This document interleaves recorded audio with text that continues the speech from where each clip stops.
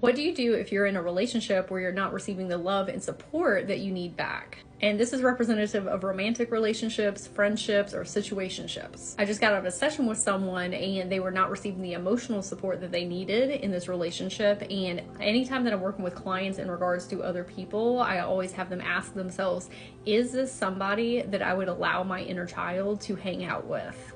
And we can't always cut people out of our life, okay? We have long-term relationships or family members, but we need to look at the dynamics of these relationships. So a lot of us have wounded inner children with abandonment and trust wounds, or we didn't receive the love and support that we needed. And so you naturally gravitate towards those type of relationships. It's often why empaths pull narcissists in, or if your parents and guardians didn't give you the emotional support that you needed, or hold boundaries with you, or that they were very authoritative, it's going to cause you to pull people in like that because that's all you know. Those are the reality lenses in which you are looking through. You consciously know that those relationships are not good for you, but your inner children seek them out as a form of validation in their reality. That's where you have to come in as a higher self and say, do I need to shift the time and energy that I am spending with this person, or how I am showing up in this relationship? An exercise that I suggested was getting out a sheet of paper and writing all the qualities they want in another person, whether that's romantic or friendship. Do you want them to be silly and goofy or adventurous? Do you want them to listen to you, value you? Do you want them to be good with their finances? Everything that you can possibly think of as a quality, write it on the list.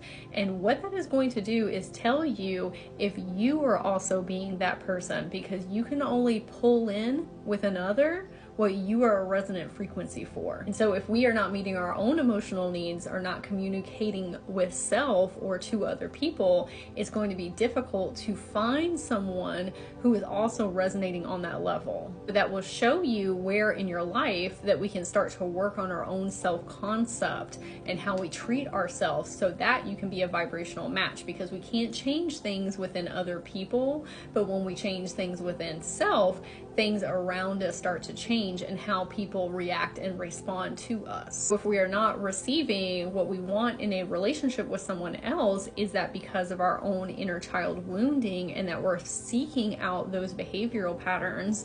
Or is there something that we are not meeting within self that we can work on, and then we will see it outside of ourselves? And I was also explaining that when we start to have these open conversations with other people about what our needs are, sometimes it triggers things within them and their wounded inner children, and they get very defensive because they're worried about abandonment and trust. And so you have to bear that in mind as well when you're coming in as a higher self in these conversations of, I have a wounded inner child, you have a wounded inner child. How can we navigate this conversation from a place of understanding? I feel like this is you right now, and that maybe we have some things that we can work on and change our perceptual lenses with our inner children, and what we need to focus on to make that forward movement in our interpersonal relationships or relationship with self. You can go to my profile and click and schedule a private coaching session. And my name is Sage, and I am an expansion coach for multidimensional light workers, and I help people shift onto their most optimal timeline through consciousness expansion.